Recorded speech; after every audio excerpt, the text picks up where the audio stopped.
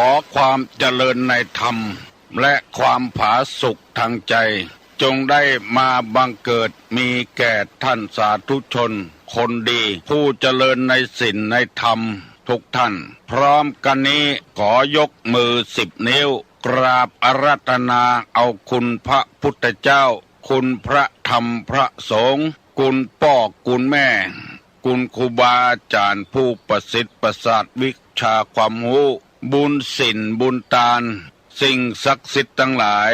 อันมีพระสยามเทวาธิราชพระบรมธาตุดอยสุเทพและครูบาเจ้าศรีวิจัยเป็นต้นขอได้โปรดมาอภิบาลปกปักรักษา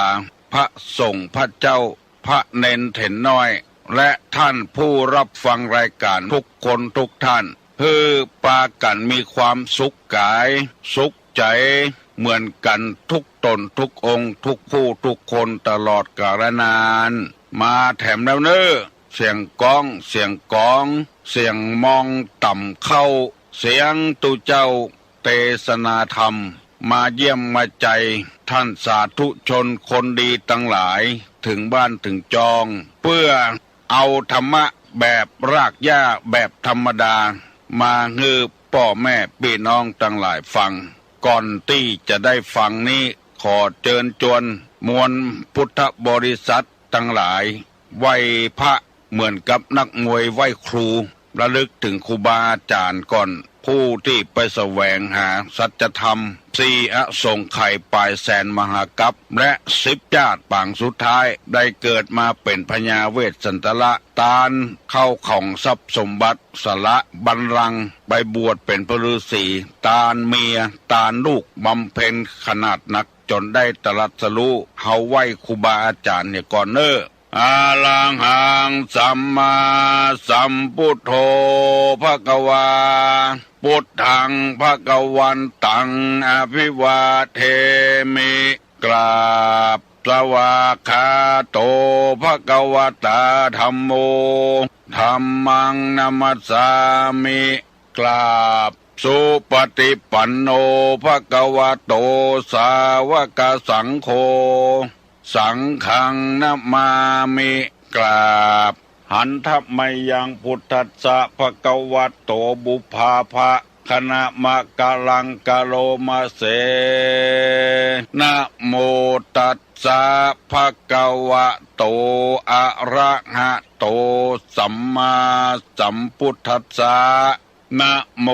ตัสสะภควโตอะระหะโตสัมมาสัมพุทธัสสะนะโมตัสสะภควโตอะระหะโตสัมมาสัมพุทธัสสะพุทธังสรณังกัจฉามิธัมมังสรณังกัจฉามิสังฆังสรณังกัจฉามิตุติยัมปิพุทธังสรณังกัจฉามิตุติยัมปิธัมมังสรณังกัจฉามิตุติยัมปิสังฆังสรณังกัจฉามิตติยัมปิพุทธังสรณังกัจฉามิตติยัมปิธัมมังสรณังกัจฉามิตติยัมปิสังฆังสรณังกัจฉามิอิติปิโสภะคะวาอะระหังสัมมาสัมพุทโธวิชชาจรณะสัมปันโนสุขโตโลกาวิทูอนุตตโลปุริสาธัมมสารถิสัทธาเทวมนุษสานังพุทโธภควติสวากขาโตภควตาธัมโมสันติติโกอากาลิโกเอหิปัสสิโกโอปนะยิโกปัจจัตตังเวทิตโพวินยูหิติสุปฏิปันโนภควโตสาวกสังโฆ อุจุปฏิปันโนภควโตสาวกสังโฆญาญะปฏิปันโนภควโตสาวกสังโฆสามิเจปฏิปันโนภควโตสาวกสังโฆญาติตังจัตตาลิปุริสายุคานิอัฏฐะปุริสาปุคลาเอสาภะคะวะโตสาวกสังโฆอาหุไนโยปาหุไนโยทักขิไนโยอัญจลิกาละนิโยอนุตตะลังปุญญเขตังโลกัสสาติกราบหนึ่งกราบสองกราบสามท่านสาธุชนคนดีผู้เปิดวิทยุรับฟังรายการในวันนี้ได้มอบคือตุรุงมาออกรายการขอเชิญท่านผู้เจริญในศีลในธรรมรับฟังต่อไปถ้าเฮารู้ว่าคนเฮานี่มันตึง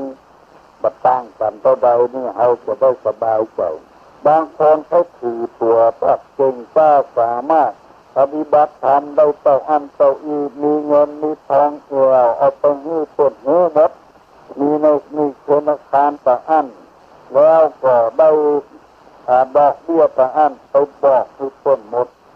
พวกเก่งกล้าสามารถมันไปบางทีเนี่ยบัดได้ตามที่จำกัดกระบวดร้อนตุกลุงมีเรื่องจะเล่าให้ฟังคนเล่าให้ฟังว่าแต่ก่อนมีคนเป็นว่าอ้างหามหนีอันเนี้ยเขาเขาประกาศเขาอวดให้ต้นว่ามีความสามารถที่จะให้สัตว์หนีได้ฆ่าหนีได้สัตว์อันใดดุร้ายเพิ่นเอาปราบได้หมดว่าอันตัวไปอันนี่แล้วการมานั้นเข้าไปถึงหูพญาเจ้าเมืองพระเจ้ามาเจ้าเมืองก็ว่าเนี่ยเป็นว่าอ้างหามหนีมึงฆ่าหนีได้เพราะว่าเจ้าถ้าเจ้าทำได้ก็กระบวนนี่ฆ่าศพต้นจะมาฮบเมืองเอามึงออกต่อสู้กับฆ่าศพเนอะกำนั้นเหงาพวกงกเราพวกงูจะไปต่อสู้กับฆ่าศพได้กับเราคนเดียวก็อวดพวกเราว่าดีว่าแน่ก่อนนั่งเศร้านั่งหมอง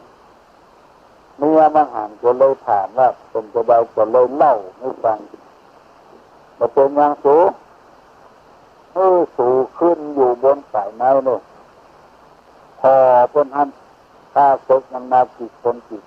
จะไปยืดไถ่หันฟังกันเมียมันก็ขึ้นอยู่บนสายไม้กองฆ่าศพมามีตึง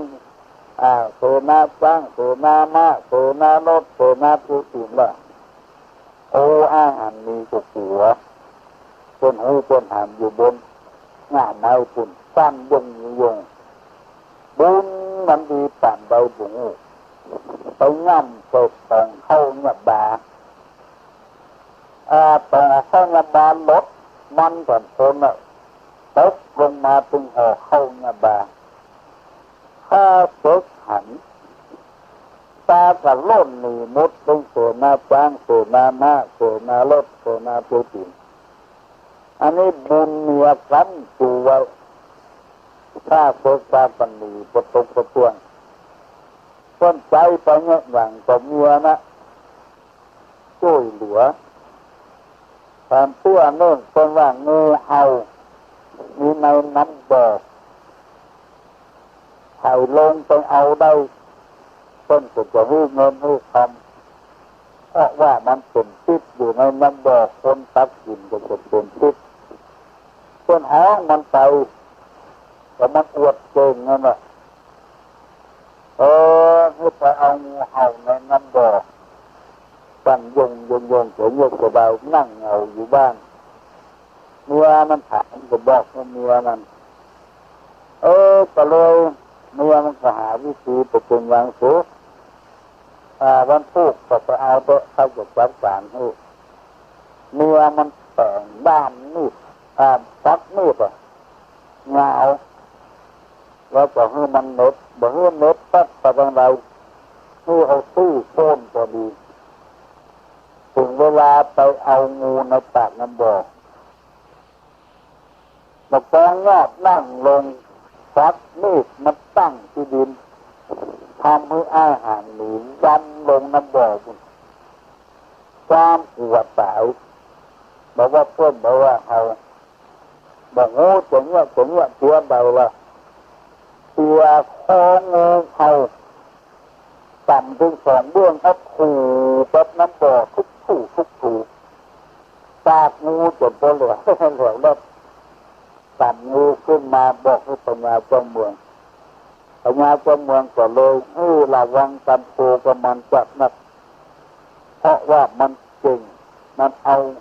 งูเห่าในน้ำบ่อออกมาได้อันนี้ก็อวดตัวเก่งลำไป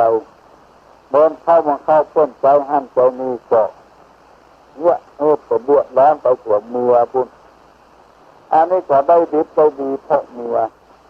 เพราะออกตั้งหลายที่เป็นตัวของเมีย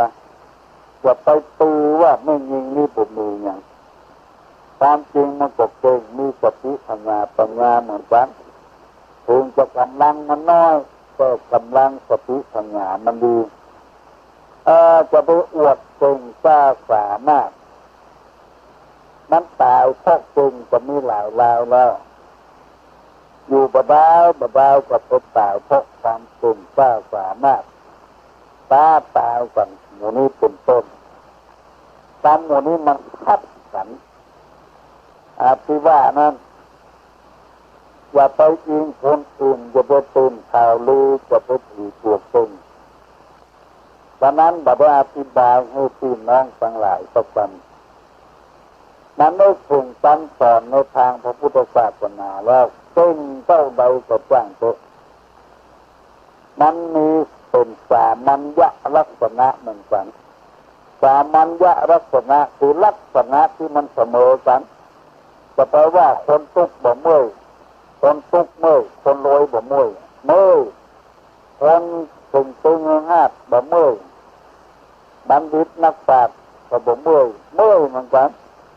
คนบ่มีความรู้ก็เมื่อยคนมีความรู้ก็เมื่อยตัวนานี่นาติดคนทุกข์ตายหมดคนดีบ่ตายเป็นไปบ่ได้นั่นเป็นสามัญญลักษณะสามัญญลักษณะที่มันเหมือนเสมอกันเหมือนกันคนทุกข์คนจนเอาคนรวยก็เอาเหมือนกันแต่เดี๋ยวนี้ซ้ำเสมอกันขนาดแต่ก่อนนี้คนทุกข์คนจนป่วยผ่าตัดบ่มีโอกาสเพราะมันแพงมีว่าคนร่ำคนรวยจะไปผ่าตัดแต่เดี๋ยวนี้30 บาทไว้ทุกโรคคนทุกข์คนจนก็ได้ผ่าตัดคนร่ำคนรวยก็ได้ผ่าตัดเจ็บเป็นเย็นอุ่นเอาสังเกตพอข้าราชการบ้านเมืองได้ฟอกเลือดคนธรรมดาก็ได้ฟอกเลือดเช่นเดียวกันเพราะว่ามีลูกเป็นข้าราชการเบิกเอาได้ทุกเจ้าท่านนายจะมีโอกาสได้เสมอกันมันเป็นสามัญญลักษณะคนที่เป็นเจ้าเป็นนายเป็นเจ้าคนนายคนเมื่อยคนธรรมดาสามัญนี่ก็เมื่อยอย่างเดียวกันลักษณะที่มันเหมือนกันคนทุกข์คนจนคนไม่มีทรัพย์สมบัติเท่าแก่เที่ยวลอนเที่ยวเว้าคนร่ำคนรวยก็มีลักษณะเหมือนกันแต่ว่าคนนั้นจะเป็นผู้เจ้าเป็นพระนางเป็นพระเจ้าไม่มีเพราะนั้นจึงปันเราประสานตัวมันมีลักษณะอย่างเดียวกันหมดเรียกว่าสามัญญลักษณะคนรวยเกิดคนทุกข์ก็เกิดบางรายมีนักเลือกคนรวยก่อนเกิดนักทางที่ทุกข์ยากอับจนเราเอามาโลมันมีลักษณะเหมือนกันเมื่อคนรวยเกิดคนทุกข์คนจนก็เกิดเช่นเดียวกัน เมื่อคนรวยเป็นผลยากคนทุกข์คนจนก็เป็นผลยากอย่างเดียวกันเมื่อผู้เจ้าพระนายเข้าก็คนจะใดคนบ้านคนจองก็เท่าก็เหมือนกันมีสามมัญญลักษณะที่เล่ามานี่คือหมายความว่าคนนั้นมีความเสมอกันมีลักษณะที่เสมอกันเอาบอกควรที่จะไปอวดตัวเก่งกล้าสามารถโดยเพราะเก่งเปล่าเพราะเก่งก็มีจำนวนมากมายเปล่าของแล้วเคยอ่านหนังสือพิมพ์ลงอ่านหนังสือพิมพ์เอาเวียนก็ถาข้ามมาเอาไปมาเขาว่าท่านว่าลงฟันตัวเก่าพอเราฟันเลอะละเย็บเพราะความเก่งของตัวเก่านั่นเองนั้นบัดแน่บัดนอนของหมู่นี้เพราะฉะนั้นมีวิธีเดียวนะที่โบราณเป็นว่าถ้าบาปคนให้เอาไว้ในฝักถ้าคนรักให้เอาไว้ในใจจะไปอวดตัวได้เป็นอันนั้นได้เป็นอันนี้มันเป็นได้มันก็ส่วนได้ที่เป็นว่าโลกกระทำเปิดมันครอบงำคนครอบงำสัตว์อยู่ถึงวันเนี่ยจะไปผลิตอย่างหมาได้เด่นอยู่เป็นว่าเมื่อตอนมีไอ้อย่างนี้เจ้าของหมออย่างก็ใส่นี่เหงาตกบอกฟ้องเจ้าของเอาเด่นเอาหลักการก็ใส่คอนี่ล้มหน้าหอนผลิตอย่างหมาได้เด่นอยู่ว่าอันนี้เป็นกรรมบอกเก่าบอกแก่ที่เป็นว่าไว้จะเป็นมหากราบเต้าก็ดีจะเป็นเท่ากูอันนั้นก็ดีสัญญาบัตรปัดทวนไปจันทรีจันโทจันเอกไปถ้าเป็นนึกถึงว่าคนเขามีสามัญลักษณะที่มันเป็นสามัญนั้นเหมือนกันนั้นจะแบบนี้อย่างนั้นว่าบอกอวดตึงเนี่ยตันที่มันคัดกันคนบอกไว้คนเล่าไว้คือจะออกไม่ออกที่น้องทั้งหลายพิจารณาเอาว่าอันใดควรทำอันใดบ่ควรทำบางทีถูกหวยได้เงินได้ทองแล้วง้างเอาชีพเก่าเอาละไปหาอาชีพใหม่เพราะมีเงินมีทองแล้วเดินเข้าใจใจบุคคลติ๊กไปติ๊กมาเงินหมดแต่ก่อนไปที่ไหนก็หาเขาเลี้ยงมาเลี้ยงแต่เดี๋ยวนี้หมดไม้หมดมือแล้วมันเสียผ้าไปหมดแล้วเป็นแก่ในเป็นส้นในไม่คนนี่ไม่ยิงนี่ทำต่างหากนี่ตอนหัวได้เป็นต้นเป็นเจอบ้านเป็นอย่างติ้นไปอย่างแล้วคนทางแม่หลวงแม่จะต้องดีอกดีใจจะไปอวดตัวผู้พยายามนึกถึงมันถึงสามัญลักษณะมีลาภย่อมไม่มีลาภมียศย่อมไม่มียศเพิ่นอวดก็ย่อมจะมีนินทามีความทุกข์ย่อมจะมีความทุกข์โดยที่เป็นว่าโลกกระทำคนเอามันลุ่มมันหลงในลาภในยศในกระเสริมทุกข์ในจำนวนมากทีเดียวเพราะอันนั้นที่น้องต้องฝ่ายทั้งหลายเพราะว่าเขาได้รับข้อมูลที่ผิดทันตัวเป็นเจ้าอี้แล้ววันหน้าวันตามันคืนเนี่ยลำบากลำบนมูนี้เป็นต้นเหตุเพราะฉะนั้นเป็นจึงบอกว่าจะไปปวดตัวจริงมันการมันคัดสรรอย่าไปปากระตะตัวปวดอ้างตัวเก่า ติกรรมจนล่ำดับมาจะว่าให้ฟังจะไปอวดตัวเราจะไปหันเจอตัวว่าไปหัวลำบากว่าไปอยากของเขาว่าไปกล่าวหาเรื่องว่าไปเรื่องความจริงว่าอิงผู้อื่นว่าปืนข่าวลือว่าถือตัวเก่งอันเนี้ยเป็นกัน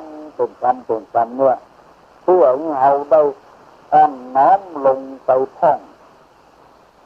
จะไปฝากประปะตัวคนเอาส่วนมากจังเป็นอย่างนี้เพราะว่าตุลุงได้ข้อมูลโทรมาหาตุลุงว่าโอ้ตุลุงนี่เป็นเจ้าคณะโทรว่าวันนึกบทฝันว่าตุลุงนึกว่าจะถือเนื้อถือตัว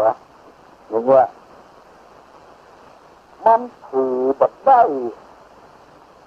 ตุก็อยู่ตามนัดตามลาอย่างใดเฮาก็อย่างอ้างแล้วตุลุงไปบินธบาตเฮาก็ไปบินธบาตอย่างตุลุงตุก็จักสั่งสกุลนะก็จักสั่งสกุลอย่างตุก็ต้นตาลสั่งเข้าให้ตุก็เฮาในวัดเฮาก็อย่างเดียวกันนั่นแหละไปอวดตัวเนี่ยอย่างตองนี้มันเกิดมาเมื่อลืมนั่นเราก็ติดตัวมาเพราะฉะนั้นในทางพระพุทธศาสนามีพระพุทธเจ้าเป็นประธานต้นบริสุทธิ์ตัวเองมันคนเหมือนกันพระองค์ทรงประสูติในเราในบรรณะสี่ประสัตทานเพื่อสูตรไปหันสูตรเนี่ยเทียบต่ำเลยต้นมีประสัตก็ดูความมีครามก็ดูความมีเพื่อก็ดูความว่าเกิดในวรรณะต่ำมาคบหาสมาคมตัวบ่เล่นตัวบ่ตัวคนวรรณะต่ำนี่ไปที่ไหนเป็นนั่งที่ไหน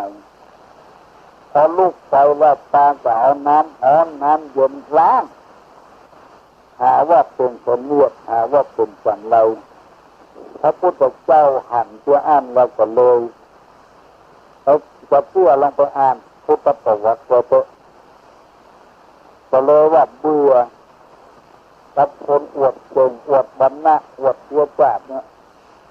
ก็เลยออกบวชบ่ให้มีวรรณะถ้าสูตรวรรณะตามบวชก่อนต้องก่อนทำสานักหลวงหมู่ที่เป็นประสัตทานเทอดในบวชมลุน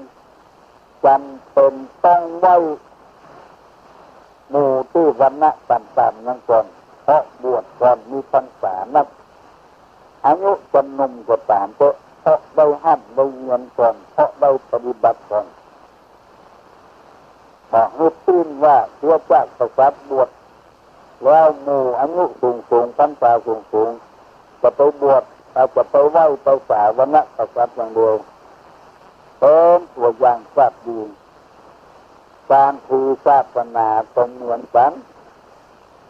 จะไปอวดว่าศาสนาเขาดีเขาเน่เขาเด่นมันเหมือนกันนั่นแหละ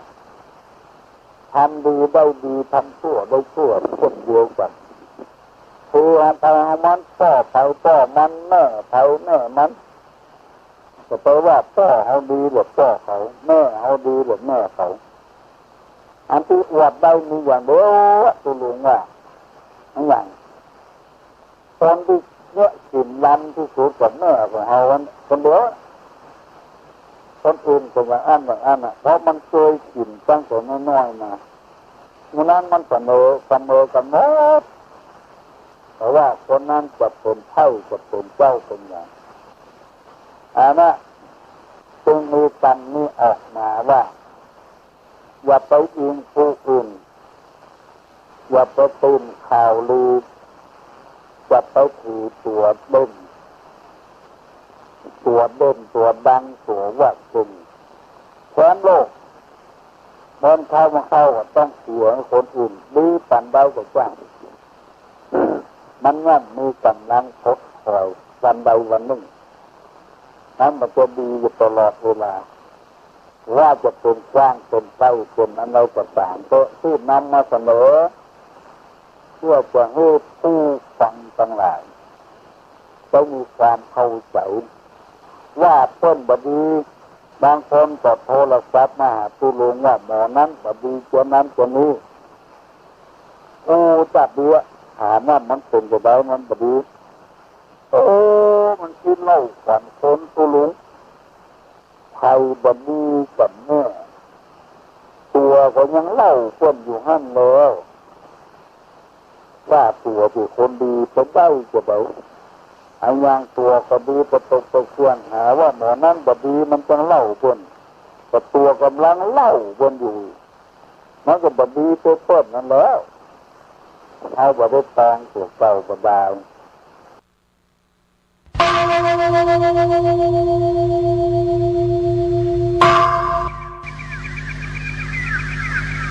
พรุ่งนี้เป็นวันพระขอเชิญลดละอบายมุขทำจิตใจให้สงบสะอาดปราศจากสิ่งเศร้าหมองทั้งปวงเข้าวัดฟังธรรมแล้วไหว้พระสวดมนต์ตามสมควร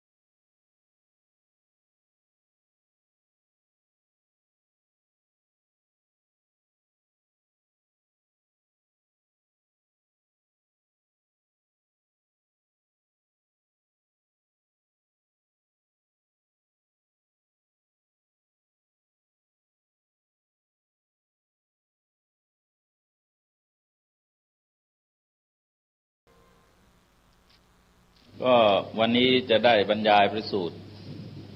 คืออนัตตลักษณสูตรในตอนต่อไปเมื่อวันเสาร์ที่แล้วได้พูดถึงมาในข้อที่ทรงสอบถามท่านปัญจวัคคีย์ว่าในเมื่อขันธ์ทั้งห้าเป็นของไม่เที่ยงเป็นทุกข์มีความแปรปรวนไปเป็นธรรมดาเช่นนี้เป็นการสมควรไหมที่จะยึดถือว่านั่นเป็นของเรานั่นเป็นเรานั่นเป็นตัวตนของเรา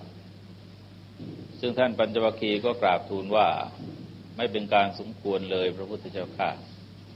แล้วก็ได้อธิบายถึงคำว่าเอตังมะมะที่ยึดถือว่าเป็นของเราซึ่งท่านจำแนกออกไปเป็นตัณหาในอารมณ์ทั้งหลายรวมแล้วถึง108ประการด้วยกันแล้วข้อต่อไปก็คือว่านั่นเป็นเราที่เรียกว่าเอโสหมัสสมิซึ่งเป็นพระพุทธดำรัสที่ตรัสมากที่สุดเวลาพูดถึงการยึดการถือแล้วก็จะใช้คำ3คำนี้แต่บางครั้งจะใช้คำว่ากาหะซึ่งก็ความหมายเหมือนกันก็แปลว่าความยึดถือเอโสมัสสมิเราเป็นนั่นเป็นนี่นั้นเป็นการยึดถือด้วยอำนาจของมานะมานะเป็นกิเลสที่ละเอียดมากขนาดพระอนาคามียังละไม่ได้ละได้เฉพาะพระอรหันต์เท่านั้นส ามัญชนทั่วไปจึงอยู่ในวิสัยที่จะบรรเทาให้เบาบางลงไปอย่าให้ถึงกับมานะจัดอาการเกิดมานะนั้นส่วนมากแล้วก็เกิดมาจากพื้นจิตที่ประกอบด้วยมานะนั้นส่วนหนึ่งแต่ส่วนหนึ่งก็คือองค์ประกอบในการดำรงชีวิตของเขาทุกคนเราอาจเกิดมานะเพราะอาศัยทรัพย์เช่นถือว่าเราเป็นผู้มีทรัพย์มากเราเป็นผู้มียศสูงเราเป็นผู้มีรูปสวยเราเป็นผู้มีสกุลสูงเราเป็นผู้มีความรู้ดีเรามีฐานะเด่นในสังคมอะไรต่างๆคือมันมีมากเหลือเกินเหตุให้เกิดมานะทีนี้ถ้าลองสังเกตดูว่าจากมานะมันจะนำไปสู่กิเลสอย่างอื่นที่ยังไม่เกิดให้เกิดขึ้นที่เกิดแล้วก็เพิ่มพูนมากยิ่งขึ้นจนกลายเป็นมานะจัดได้ข้อนี้จะยกตัวอย่างให้ดูบางประการเวลาแกกระจายตัวของแกเช่นสมมติว่าเราเกิดมานะในคราวแรกมันจะกระจายตัวออกไปเป็น9ประเภทด้วยกันคือเราเป็นผู้เลิศกว่าเขาสมมุติว่าเลิศกว่าในด้านวิชาความรู้ก็จะทำให้เกิดความสำคัญมั่นหมายว่าเรานั้นเลิศกว่าเขาก็เป็นตัวมานะแท้แล้วก็สำคัญมั่นหมายว่าเรานั้นเสมอเขาคือจะทำให้ไปตีเสมอกับคนอื่นแล้วก็ทำให้มีความรู้สึกว่าเราต่ำกว่าเขาหรือเราเลวกว่าเขานี่ชุดหนึ่งชุดที่สองในกรณีที่เกิดมานะว่าเราเสมอกับเขาบางครั้งก็ไปตีตนว่าเลิศกว่าเขาหรือเสมอเขาหรือเลวกว่าเขาบางครั้งเราก็ต่ำกว่าเขาแต่เกิดมานะได้เหมือนกันนะเช่นมีเพลงอะไรที่ว่าขี่ควายขี่เก๋งก็เหมือนกันพระจันทร์ดวงเดียวก็มีลักษณะของมานะคือหมายความว่าแท้ที่จริงเราก็ฐานะทางเศรษฐกิจเราก็แย่กว่าเขาแต่เราก็พยายามหาเงื่อนไขที่จะเห็นว่าเราก็ดีกว่าเขาหรือเสมอเขามานะข้อนี้แม้ว่าเราจะต่ำกว่าเขาในด้านใดด้านหนึ่งแต่เราก็เกิดความรู้สึกว่าเราเลิศกว่าเขาหรือเราเสมอเขาหรือเราเลวกว่าเขามานะที่เป็นหลักจริงๆจึงถือว่าเราเลิศกว่าเขาเราเสมอเขาเราต่ำกว่าเขาแต่มันจะกระจายตัวมันอีกเป็นอย่างละ2อีกทีนึงก็รวมแล้วก็เป็นมานะ9ไปจากตัวมันเองมานะที่เริ่มขึ้นมาจากจุดใดจุดหนึ่งก็ตามสมมติว่าในกรณีที่เราถือว่าเราเป็นผู้มีความรู้ดีนะฮะก็จะไปเกิดเป็นการดูหมิ่นคนซึ่งเรามีความรู้สึกว่าต่ำกว่าเราและจะไปตีเสมอคนซึ่งเขาอาจจะเป็นผู้ใหญ่แต่เราเห็นว่าความรู้เท่ากันแต่ก็ตีเสมอเลยและอาจจะเกิดริษยาคนซึ่งคนอื่นเขาไปยอว่ามีความรู้ดีกว่าเรามันก็กลายเป็นริษยาพอกลายเป็นริษยามันก็กลายเป็นการแข่งดีแล้วมันก็ตีตัวกระจายออกไปก็เรียกว่าจะเพิ่มกิเลสขึ้นเป็นอันมากทีเดียวมานะจึงมีลักษณะที่ทรงอุปมาไว้ว่าเหมือนกับไอ้สะพานที่ทำโดยไม้อ้อ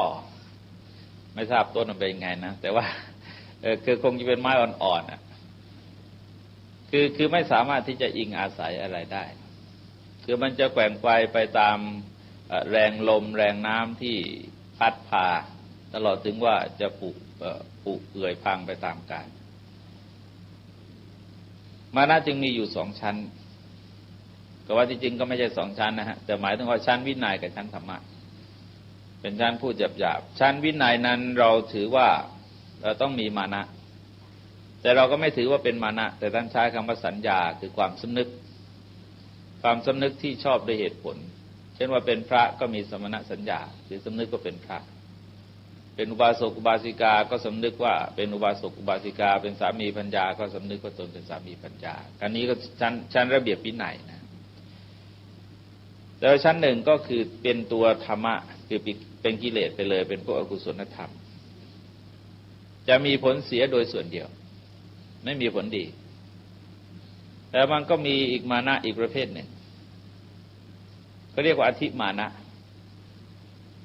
มันมีลักษณะของการเข้าใจผิดการหลงผิดเช่นสมมติว่าเราปฏิบัติสมถกรรมฐานไปจนใจสงบได้บรรลุฌาน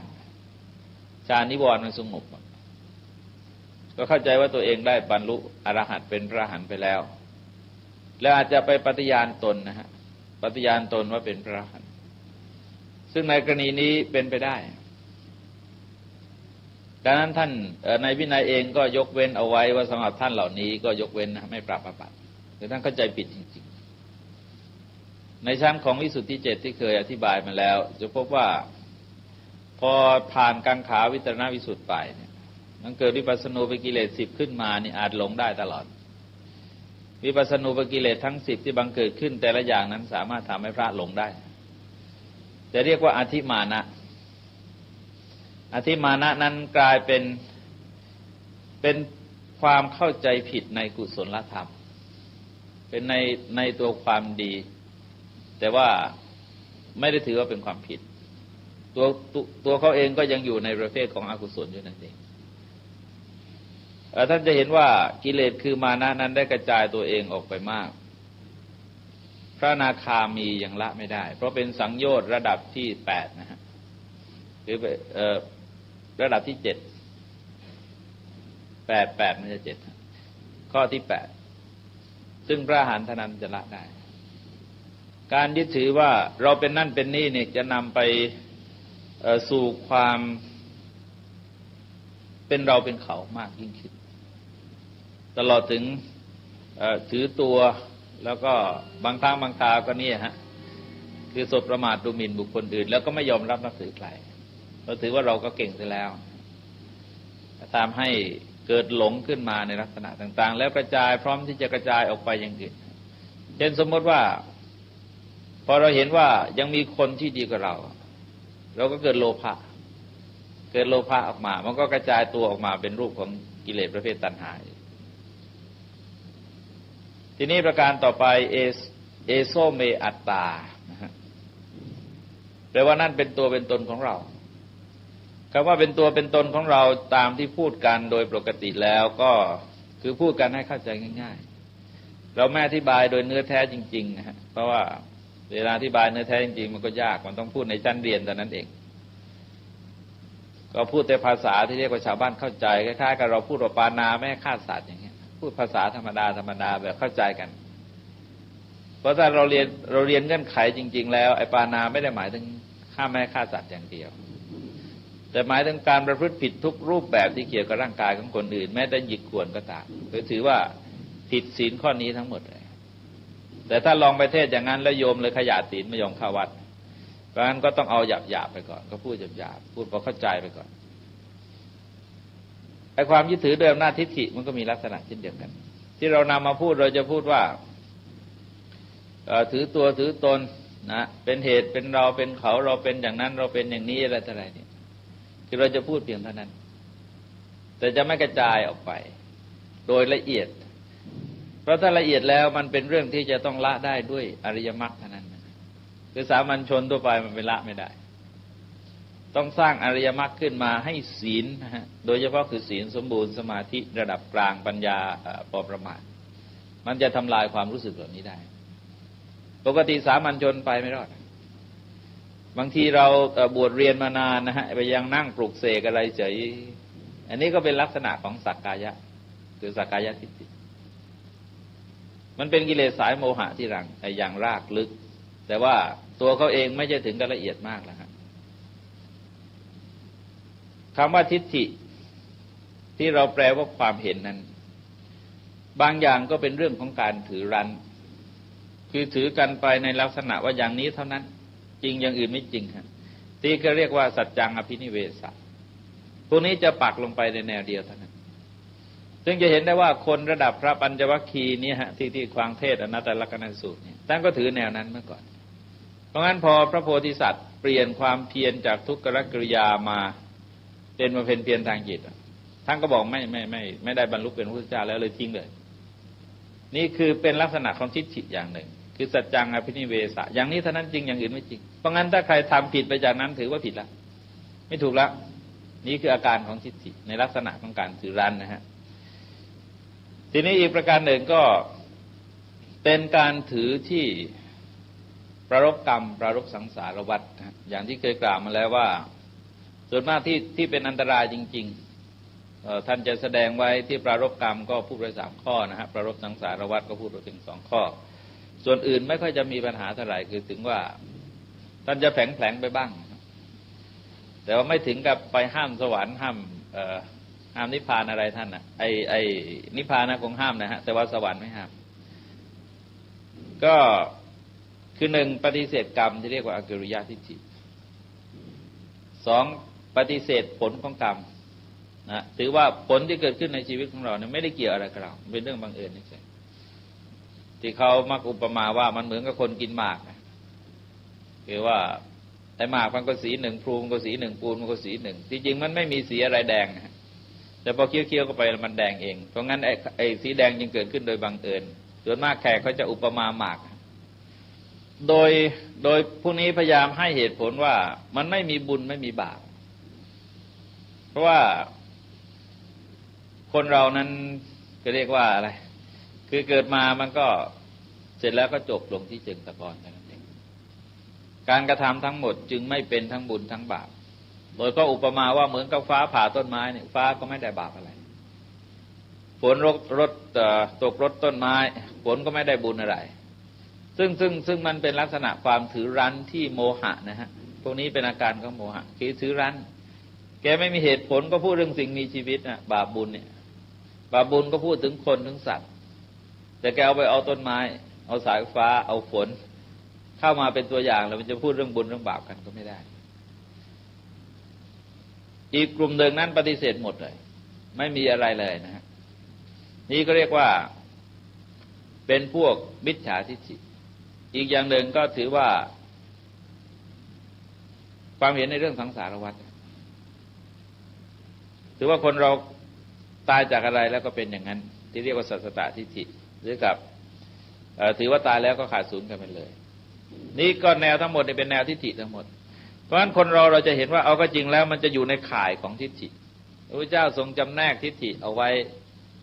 ถึง62ทิฏฐิด้วยกันเป็นการประมวลทิฏฐิของคนในโลกทั้งหมดเข้ามาไว้ในพระสูตรเดียวซึ่งยังไงมันก็เกี่ยวอยู่กับทิฏฐิอันใดอันหนึ่งแต่ว่าทิฏฐิยึดถือด้วยอำนาจทิฏฐิกาหะในที่นี้เป็นการพูดถึงวิปัสสนาเพราะว่าอนัตตลักษณสูตรเป็นการเทศน์เรื่องวิปัสสนานะฮะความยึดถือด้วยอำนาจทิฏฐิในที่นี้ที่จริงก็เป็นตัวเหตุให้เกิดทิฏฐิอย่างอื่นนั่นแหละมันจะออกมาในรูปของยึดถือในขันธ์ทั้ง5เนี่ยแต่มันจะยึดถืออยู่4ลักษณะนะคือ1เราเป็นรูปนะแล้วก็2รูปเป็นเราสำนวนปรัชญาหน่อยนะฮะเรามีในรูปมีในเราหรือว่าตนพอเวทนามันก็เหมือนกันนะฮะคือสรุปง่ายๆว่าเวทนาก็มองเห็นเป็น4แนวอย่างนี้สัญญาก็4แนวสังขารก็4แนววิญญาณก็4แนวเพราะงั้น4 5ก็เลยก็เป็น20ทีนี้ไอ้คำว่าตนเป็นรูปเป็นตนหรือว่ารูปเป็นเราเป็นรูปนี่หมายความว่ารูปเป็นเราหมายถึงว่าอัตภาพร่างกายเนี่ยคือเราพวกหนึ่งนะฮะพวกหนึ่งก็ถือว่าเราเนี่ยเป็นตนคือหมายถึงว่าไอ้สิ่งหนึ่งที่เขาเรียกว่าจิตใจชีโวอะไรเนี่ยชีโวอัตมันอัตตาเนี่ยนั่นแหละคือตัวตนที่แท้จริงนี่ก็ถือว่าเรามีในตนมีในเรานะฮะหรือตนมีในรูปตนมีในเวทนาเนี่ยหมายถึงว่าไอ้คำว่าตนหรือว่าเราอะไรเนี่ยมันอยู่ในรูปนี้มันมีอยู่ในรูปนี้คล้ายๆก็เป็นสิ่งเป็นชิ้นหนึ่งเป็นตัวตนอย่างหนึ่งที่ว่าไปมาได้สามารถเห็นได้เนี่ยมีอยู่ในรูปนี้หรือบางพวกก็ถือว่าไอ้ตัวรูปเนี่ยรูปเวทนานะฮะทั้งหมดอ่ะมันถูกคุ้มห่อด้วยคำว่าตนด้วยสิ่งที่เรียกว่าตนดังนั้นตนจึงมีอยู่ภายในรูปเวทนาสัญญาสังขารวิญญาณก็สรุปว่าก็เปลี่ยนกันไปเปลี่ยนกันมานะฮะแต่ว่าในชั้นละเอียดแล้วท่านจะมองเห็นในลักษณะอย่างนั้นคือบางทีนี่เรายึดถือว่าตัวของเราเนี่ยร่างกายเนี่ยเป็นเราบางคนก็ถือว่าใจนี่เป็นเราบางคนก็ถือว่าใจนั้นอยู่ในเราอยู่ในร่างกายบางคนถือว่าร่างกายเนี่ยไม่ใช่คือใจเนี่ยหุ้มห่อควบคุมร่างกายเพ ก็แล้วแต่ใครจะคิดนะฮะพอถึงเวทนาสัญญาสังขารวิญญาณเขาก็แนวเดียวกันเพราะฉะนั้นก็เรียกว่าทิฏฐิ20ตามปกติจะเรียกว่าสักกายทิฏฐิ20สักกายทิฏฐิ20นั้นสักกายะก็ถือว่าความเป็นเรานะฮะความเป็นเราเป็นของเราก็มีอยู่ในขันธ์ทั้ง5คืออย่างละ4 4 5ก็20ซึ่งโดยความเป็นจริงแล้วมันไม่มีลักษณะอย่างนั้นเพราะทั้งหมดมันเป็นกระบวนการของความไม่เที่ยงเป็นทุกข์เป็นอนัตตาอย่างที่ทรงแสดงในตอนต้นไม่ว่าจะเป็นตัณหามานะทิฏฐิก็ตามเมื่อพระพุทธเจ้ารับสั่งถามว่าเป็นการสมควรไหมที่จะเห็นว่าเป็นของเราเป็นเราเป็นตัวเป็นตนของเราท่านปัญจวัคคีย์ก็กราบทูลว่าไม่เป็นการสมควรเลยพระพุทธเจ้าค่ะทีนี้พอในช่วงที่2นะฮะไม่ใช่ช่วงที่2ช่วงที่3ได้รับสั่งแสดงประมวลรูปเวทนาสัญญาสังขารวิญญาณทั้งหมดเลยเข้ามาไว้ก็อย่างที่บอกแล้วอย่าลืมนะฮะว่ารูปเวทนาสัญญาสังขารวิญญาณนั้นในโลกนี้มันไม่เกินไปนั้น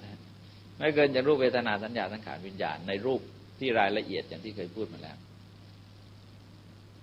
ก็ทรงแสดงว่าดูก่อนภิกษุทั้งหลายคือสรุปนะเอาขันธ์5เลยใช้คำว่าขันธ์5ไปเลยดูก่อนภิกษุทั้งหลายขันธ์5อย่างใดอย่างหนึ่งที่เป็นอดีตก็ดีอนาคตก็ดีปัจจุบันก็ดีหยาบก็ดีละเอียดก็ดีเลวก็ดีประณีตก็ดีอยู่ไกลก็ดีอยู่ใกล้ก็ดีขันธ์5ทั้งหมดก็สักแต่ว่าขันธ์5เท่านั้นไม่ใช่ของเราไม่เป็นเราไม่ใช่ตัวใช่ตนของเราแล้วก็รับสั่งตอกย้ำลงไปว่าเอวเมตังยถาภูตังสัมมัปปัญญายดัตตปังตัวนี้สำคัญดูก่อนภิกษุทั้งหลายเธอทั้งหลายพึงเห็นด้วยปัญญาอันชอบตามความเป็นจริงแล้วอย่างนี้ตามความเป็นจริงแหละเรียกว่าสัมมัปปัญญาคือความเป็นจริงแล้วมันเป็นกระบวนการธรรมชาติที่ตกอยู่ในเงื่อนไขของไตรลักษณ์คืออนิจจังทุกขังอนัตตาอย่างที่กล่าวมาโดยลำดับนะฮะหมายความว่าความเข้าใจนั้นจะต้องอ่านมาจากต้นพระสูตรกันเลย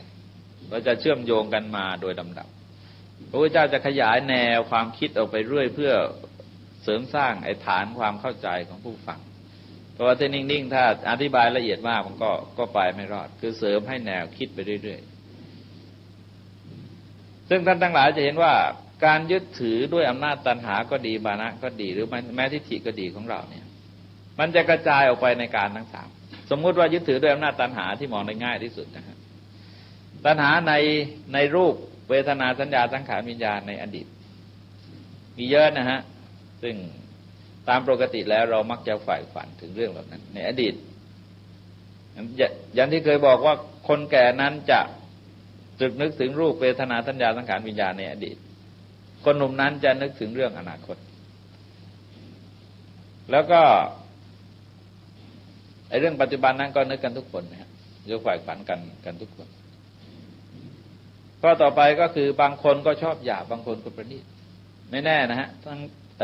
ยกตัวอย่างรูปง่ายๆเนี่ยบางคนชอบรูปหยาบบางคนชอบรูปประณีต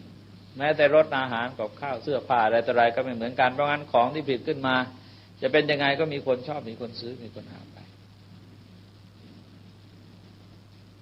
เลวก็ตามประณีตก็ตามอยู่ไกลก็ตามอยู่ใกล้ก็ตามนะฮะอยู่ไกลก็ตามอยู่ใกล้ก็ตามบางคนเราก็ใจเราก็ฝ่ายฝันไปถึงที่ไกลที่ใกล้ที่หยาบที่ละเอียดที่เลวที่ประณีตก็สรุปว่าทั้งหมดนะฮะทั้งหมดจะมีลักษณะยังไงก็ตามโดยสรุปแล้วมันก็คือเป็นสักแต่ว่าขันธ์ห้าท่านรูปเองก็สักแต่ว่ารูปเวทนาเองก็สักแต่ว่าเวทนาสัญญาเองก็สักแต่ว่าสัญญาสังขารเองก็สักแต่ว่าสังขารวิญญาณเองก็สักแต่ว่าวิญญาณเท่านั้นเองไม่ใช่ของเราโดยเหตุผลอย่างกล่าวแล้วนะไม่ใช่ไม่เป็นเราไม่ใช่ตัวใช่ตนของเราแต่ว่าทรงแสดงในตอนสรุปนี้ว่าเอวเมตังยถาภูตังสมัปปัญญายดัตตปังพึงเห็นด้วยปัญญาอันชอบตามเป็นจริงอย่างนี้ซึ่งก็หมายความว่าคำว่าเห็นในที่นี้ก็ไม่ใช่เห็นด้วยตานะฮะแต่จะต้องเป็นการเห็นด้วยปัญญาซึ่งผ่านการปฏิบัติมาในระดับที่เรียกว่าความเห็นนั้นเราวิสุทธิ์คือทิฏฐิวิสุทธิ์เป็นความเห็นที่บริสุทธิ์ถูกตรงตามความเป็นจริง แล้วเมื่อเห็นแล้วก็สามารถขจัดความสงสัยในการสามได้เราจะเห็นว่าเราจะคิดถึงอดีตคนเวลาพูดถึงชาติก่อนเนี่ยมันจะมีเงื่อนไขที่เราไปคิดว่าเราเคยเกิดมาแล้วหรือไม่นะชาติก่อนหรือว่าเราไม่เคยเกิดมาแล้วถ้าเราเกิดเป็นอะไรแล้วเกิดเป็นยังไงแล้วเกิดจากชาตินั้นแล้วเราเกิดเป็นอะไรคือมันจะมีความสงสัยในลักษณะนี้ถ้าลองวิเคราะห์จิตดูนะฮะแล้วอาจจะพอปรารภอนาคตมันก็อีกชาติต่อไปเราจะเกิดอีกไหมนะถ้าเกิดจะไปเกิดที่ไหนแล้วจะเกิดยังไงแล้วต่อไปจะเกิดเป็นอะไรมันจะมีความสงสัยอย่างนี้ฮะปรารภการทั้งสามปัจจุบันมันก็มีลักษณะเรานี่มันเป็นใครเรามาจากไหนเราเป็นยังไงคือจะมีคำถามเกิดขึ้นลองตรวจสอบดูตัวเองที่ปรารภการทั้งสามฮะเราจะมีความข้องใจอยู่ตลอดเลยมีความข้องใจมีความสงสัยในเรื่องเหล่านี้อยู่ตลอดแม้แต่ชาวพุทธเราเองบางทีเป็นพระด้วยซ้ำไปนะฮะเขียนคำไว้อะไร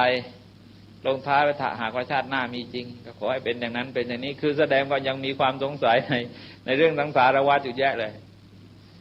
มันเป็นการสะท้อนให้เห็นถึงว่าพื้นใจจริงๆเรายังไม่มั่นใจอะไรในเรื่องเหล่านี้เพราะงั้นคำว่าความเห็นในที่นี้จึงต้องผ่านความสงสัยเหล่านั้นไปได้คือขจัดความสงสัยเหล่านั้นได้แล้วก็มีญาณความรู้ถึงว่าอะไรเป็นข้อปฏิบัติเพื่อให้เกิดความบริสุทธิ์หรือความเห็นเหล่านั้นแล้วกำหนดแนวทางการปฏิบัติได้จนเกิดมาเป็นความรู้ความเห็นที่วิสุทธิ์ซึ่งแน่นอนฮะโดยสรุปก็คือศีลสมาธิปัญญาหรืออะไรมากมีองค์แปดก็พูดไปพูดมาก็ไม่ทิ้งหลักนั้นนะฮะพอการปฏิบัติไม่ว่าใครจะอ้อมค้อมมายังไงก็ตามถ้าไม่ลงศีลสมาธิปัญญาแล้วก็ไม่ไปถึงเป้าเหล่านั้นก็จะมีอยู่เป้าเดียวคือศีลสมาธิปัญญาหรืออริยมรรคสัมมาปัญญาก็จะเกิดขึ้นสัมมาปัญญาเนี่ยคือปัญญาที่รู้เห็นตามความเป็นจริงอย่างแท้จริงของสิ่งเหล่านั้นแต่ว่าความรู้ความเห็นอย่างแท้จริงในลักษณะนี้อย่าลืมเรื่องที่เรียกว่าท่านเห็นสองด้านคือเห็นสมมติสัจจะกับตัวปรมัตถสัจจะในชั้นสมมติท่านก็ปฏิบัติตัวถูกต้องในชั้นสมมติไม่มีอะไรเลยไม่มีปัญหานะฮะพระอริยเจ้าจึงเคารพกฎเกณฑ์ระเบียบวินัยเงื่อนไขต่างๆที่มีอยู่ในสังคมทั้งหมดเลยแต่ไม่ไปละเมิดกฎเกณฑ์เหล่านั้นของสังคมในแง่วินัยพระพุทธเจ้าทรงใช้คำว่าราชานังนุวัติตุงคือให้คล้อยตามบ้านเมืองเป็นเรื่องของโลกสมัญญาคือการกำหนดหมายของโลกกโวหารภาษาของชาวโลกโวหารของชาวโลกโลกกนิรุตภาษาของชาวโลกโลกสมมติคือชาวโลกก็สมมติกันเอาอย่างนั้นก็ไม่ได้ว่าอะไรอย่างที่เคยยกตัวอย่างให้ฟังพอเสร็จแล้วทรงแสดงสรุปนะฮะ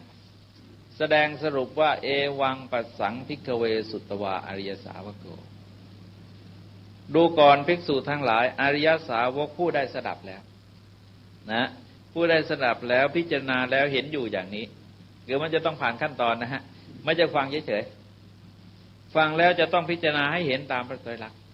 พิจารณาตามพระไตรลักษณ์พิจารณาแล้วพิจารณาไว้เนี่ยมันไม่เที่ยงเพราะอะไรเพราะว่าเกิดขึ้นแล้วก็ดับไปมีความเปลี่ยนแปลงแปรปรวนดำรงอยู่ได้ชั่วขณะหนึ่งอะไรเนี่ยแล้วจนเห็นในลักษณะดังกล่าวนะฮะเห็นอยู่อย่างนี้ก็ทรงใช้คำว่ารูปัสสมิงปินิบินติย่อมเบื่อหน่ายในรูปย่อมเบื่อหน่ายในเวทนาเบื่อหน่ายในสัญญาเบื่อหน่ายในสังขารเบื่อหน่ายในวิญญาณเบื่อหน่ายสิ่งซึ่งเราเคยยึดถือว่าเป็นของเราว่าเป็นเราว่าเป็นตัวเป็นตนของเราเนี่ยเราจะเริ่มเบื่อหน่ายแล้วไม่หลงไม่ยึดไม่ติดอะไรมากเกินไปแต่ไม่ใช่ไปนั่งเซ็งไม่รู้ไม่ชี้นะฮะไม่ได้หมายความอย่างนั้นหมายความว่าจิตจะสำรอกไอ้ความยึดความติดความเกี่ยวพนาวพนอเอาใจตัวเองมากเกินไปนะฮะคือให้ความสำคัญแก่ตัวมากเกินไปจะไม่มีลักษณะอย่างนั้นมันจะเริ่มคลายกันไปเรื่อยๆพอเบื่อหน่ายมากเข้ามันก็คลายความกำหนัดความยึดติดว่าอะไรก็ยึดติดว่าของเราว่าเป็นเราว่าเป็นตัวของตนเป็นตนของเราดังกล่าวเนี่ย และโดยเฉพาะก็คือต่ออารมณ์ทั้งหลายอารมณ์ทั้งหลายที่ผ่านมาในชีวิตของเรานะฮะคือสิ่งที่เราเห็นด้วยตาได้ยินด้วยหูสูดดมด้วยจมูกลิ้มด้วยลิ้นถูกต้องด้วยกายแล้วก็สึกนึกด้วยใจนะฮะคือใจเราจะมีความรู้สึกถ้าตกลงไปในกระแสกิเลสมันจะมีอยู่4 แนวคือกำหนัดขัดเคืองแล้วก็ลุ่มหลงมัวเมาถ้าอีกฝั่งหนึ่งก็คืออะไรก็คือคลายกำหนัดคลายความขัดเคืองหรือประกอบด้วยเมตตาแล้วก็ไม่หลงคือรู้ไม่มัวเมาคือมีสติมันก็มีอยู่2 ฝากเพราะงั้นสิ่งที่ผ่านมาในชีวิตเราจะมองเห็นเป็น2 ฝากอย่างนี้ปัญหาว่าจิตมันจะตกอยู่ที่ฝากไหนนั่นก็เป็นอีกเรื่องแต่เราจะมองอยู่2 แนวอย่างนี้คือถ้าตกฝ่ายกิเลสก็จะเกิดกำหนัดขัดเคืองลุ่มหลงมัวเมาไม่อย่างใดก็อย่างหนึ่งเพราะงั้นในกรณีที่เฉยๆมันก็เป็นอาการของหลงนะฮะคือไม่รู้อะไรเป็นอาการของหลงแล้วก็ฝ่ายตรงกันข้ามมันก็เป็นกุศลพวกความไม่โลภไม่โกรธไม่หลงที่ออกมา4 แนวก็คือโลภหลงโลภโกรธหลงก็สรุปว่ามันก็มาจากเชื้อสายของกิเลส3 สาย3 ตระกูลอย่างที่เคยพูดมาในวันแรกต่อไปก็พอเบื่อหน่ายก็คลายกำหนัดพอคลายกำหนัดในจิตมันจะพ้นจิตจะหลุดพ้นจากอะไรหลุดพ้นจากความว่าไอ้สิ่งนี้เป็นของเราอันนั้นเป็นเราอันนั้นเป็นตัวเป็นตนของเราเนี่ยจะพ้นจากความยึดติดในลักษณะนั้นซึ่งในที่นี้ให้สังเกตนะฮะว่าในธรรมจักรทรงแสดงหลุดพ้นจากตัณหานะฮะแต่ในที่นี้ทรงหลุดพ้นจากกาหะ3คือยึดถือเดิมหน้าตัณหามานะทิฏฐิแต่ที่น้นแสดงเรื่องตัณหาทำไมมันแตกต่างกันยังไงที่จริงไม่ได้แตกต่างอะไรกันคือพูดถึงกิเลสนี่จะพูดถึงกิเลสอะไรก็ได้มันมีรากเหง้าอันเดียวกันอยู่ที่อวิชชาถ้าละได้จริงๆต้องทำลายอวิชชาได้พูดเรื่องตัณหาก็คือละที่อวิชชาได้ด้วยพูดถึงมานะพูดถึงตัณหามานะทิฏฐิมันก็ละที่อวิชชาได้เวลาทรงแสดงการบรรลุพระญาณของพระองค์เนี่ยอวิชชาความไม่รู้วิชชาบังเกิดขึ้นอวิชชาดับไปใช่ครับวิชชาบังเกิดขึ้นอวิชชาดับไปคือวิชชาต้องบังเกิดขึ้นก่อนนะฮะแล้ววิชชาจึงดับไปเหมือนแสงสว่างบังเกิดขึ้นก่อนความมืดดับไปแล้วจะพูดอย่างเงี้ยทุกตอนนะ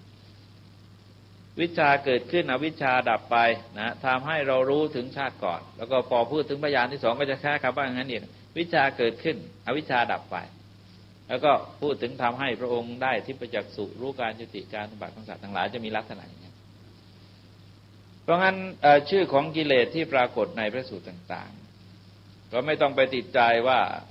ทำไมจึงมากมายก่ายกองนักหนาเพราะเขาพูดถึงกิเลส 1,500 นะฮะกิเลส 1,500 นี่ยังนึกขำนึงหลวงปู่ที่นครนะเจ้าคุณรัตนทัศน์ชมุนีแบนกันถาพรโนนั้นไปเทศที่จังหวัดพัทลุงเจ้าคณะจังหวัดองค์นั้นท่านถามคือหลวงปู่เนี่ยท่านอายุ80 กว่าแล้วตอนท่านมรณภาพอายุ96แต่ท่านเป็นคนหัวสมัยใหม่คือท่านไม่ไปได้คิดแบบตัวเลขอย่างที่คนอื่นแต่เขาถามว่าไอ้กิเลส 1,500 เนี่ยมันอะไรท่านเจ้าคุณนับบางก็นับมันไม่ไหวแล้วแต่สรุปมันพันอยู่ที่ขันธ์ 5นะพอเรื่องกิเลสออกจากขันธ์ 5มันก็หมดกิเลสจะเรียกชื่อยังไงไม่สำคัญอะไรคือความคิดความอ่านท่านคมฮะหลวงปู่นี่แล้วก็ถามอะไรเนี่ยก็ถามแปลกๆถามเรื่องนางมัตสีนะฮะว่าทำไมไอ้เทวดาสามองค์จึงมาขัดขวางนางมัตสีแปลงเป็น3 สัตว์นะฮะหลวงปู่บอกไม่ได้แปลงเปลืองอะไรหรอกนางมัตสีแกขวัญร้ายนอนไม่หลับตั้งแต่กลางคืนมาแล้วออกมาจากอาสมก็เป็นห่วงลูกร้องไห้มาด้วยน้ำตามันก็คลอตาก็ดูใบไม้เป็นดูลูกไม้เป็นใบไม้เนี่ยพอแกนั่งอยู่พักหนึ่งนั่งไหว้ก้อนหินอยู่พักหนึ่งที่นึกเป็นเสือเป็นสิงสัตว์นั่งไหว้แล้วก็ตามันก็ชินกับอากาศในขณะนั้นบรรยากาศในขณะนั้นมันก็เห็นผลไม้เป็นผลไม้เห็นใบไม้เป็นใบไม้ก็เก็บได้ก็เท่านั้นเองคือว่าท่านจะมองปัญหาในอีกมุมหนึ่งเพื่อให้เห็นว่า เหตุการณ์เหล่านี้มันเกิดขึ้นได้เพราะถ้าเป็นงั้นไปโยนความผิดให้เทวดาหมดเลยแทนที่ว่าจะไปวิเคราะห์ตัวเองไปโยนความผิดข้างนอกคือเป็นพระเถระที่หัวสมัยใหม่มากอายุตั้ง8-90แล้วพูดนี่ทันสมัยเปียบเลยเด็กฟังได้ตลอดนี่ก็แวะมาหน่อยนะฮะทีนี้ต่อไปเมื่อจิตหลุดพ้นนะฮะจิตหลุดพ้นก็เกิดญาณรู้ว่ามันเวลาจิตหลุดพ้นต้องมีญาณขึ้นรู้นะฮะมีญาณเกิดขึ้นรู้ขึ้นมาว่าบัดนี้เราหลุดพ้นแล้วซึ่งท่านทั้งหลายจะเห็นว่าในธรรมจักรที่พูดมาในสูตรก่อนนะฮะธรรมจักรพระพุทธเจ้าก็ทรงแสดงว่าญาณัญจะปณเมดัสสนังอุทปาติก็แลญาณคือความรู้ได้บังได้ผุดเกิดขึ้นแก่เรานะฮะคือลักษณะของญาณเนี่ยเป็นความรู้ที่เกิดผุดขึ้นไม่ใช่เป็นเรื่องความคิดนะฮะฐานที่สำคัญที่สุดเนี่ยคือชาวพุทธเราต้องแยกให้ออกเลยว่าไอ้คำว่าญาณนั้นไม่ใช่ว่านั่งคิดเอาแล้วก็ถือว่าเป็นญาณแล้วแต่ญาณจะต้องเป็นผลผสมผลที่เกิดขึ้นอย่างที่เอามาอุปมาเหมือนเราทำกับข้าวเนี่ยทำกับข้าวเครื่องผสมต่างๆขึ้นไปแล้วมันจะมีรสขึ้นมาอีกรสหนึ่งซึ่งเราถือรสอะไรก็ไม่รู้แหละก็รสเครื่องปรุงเนี่ยแต่เครื่องปรุงมันครบก็แล้วกันแหละรสเหล่านี้มันจะเกิดขึ้นแต่เราจะถือว่าเป็นรสพริกรสเกลือรสอะไรไม่ได้มันเป็นรสจากการผสมของสิ่งเหล่านั้นการปฏิบัติก็เหมือนกันสรุปรวมลงที่อริยมรรคเมื่อปฏิบัติไปแล้วเนี่ยถึงจุดหนึ่งเนี่ยมันจะเกิดเป็นสัมมาญาณะขึ้นมาคือความรู้ชอบความรู้ในทางที่ชอบพอเกิดญาณรู้ว่าจิตเราหลุดพ้นแล้วดังนี้นะพอหลุดพ้นแล้วท่านก็รู้ต่อไปเลยว่าชาติสิ้นแล้วพรหมจรรย์ได้อยู่จบแล้วกิจที่ควรทำได้ทำเสร็จแล้วกิจอื่นอีกเพื่อความเป็นอย่างนี้ไม่ได้ก็มีประเด็นที่ควรทำความเข้าใจนะฮะว่าความรู้ความเห็นทั้งหมดนั้นเป็นความเปลี่ยนแปลงทางจิตที่เกิดขึ้นมาจากการปฏิบัติแบบพัฒนาการทางการศึกษานะฮะแบบพัฒนาการทางการศึกษาซึ่งเราสามารถที่จะเปรียบเทียบได้ว่าในจุดเดียวกันในเรื่องเดียวกันเนี่ย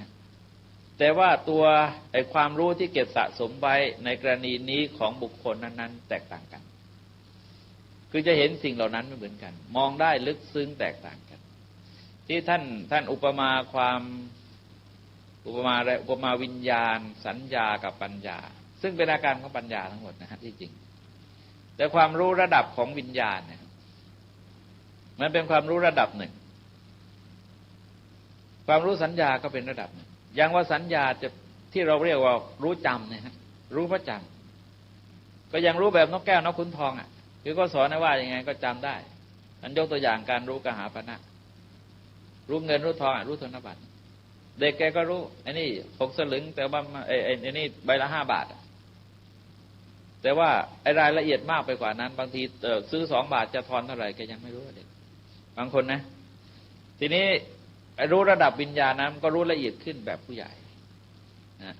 เราจะเห็นว่าไอ้ธนบัตรใบละ5 บาทด้วยกันเนี่ยแต่ผู้ใหญ่จะรู้ละเอียดขึ้นพอจะถึงอะไรอธิบดีกรมธนารักษ์อะไรเนี่ยแกสามารถที่จะแยกได้ละเอียดกว่านั้นคือรู้ตลอดทั้งๆที่เป็นเรื่องเดียวกันเพราะงั้นไอ้ตัวอย่างความรู้ก็มีลักษณะอย่างนี้คือมันแต่ว่าทั้งหมดมันจะเป็นผลรวมมาจากการปฏิบัติทั้งหมดแต่เนื่องจากไอ้องค์ประกอบที่ให้เกิดเป็นตัวอย่างนะคือความรู้ก็ไม่ได้เหมือนกัน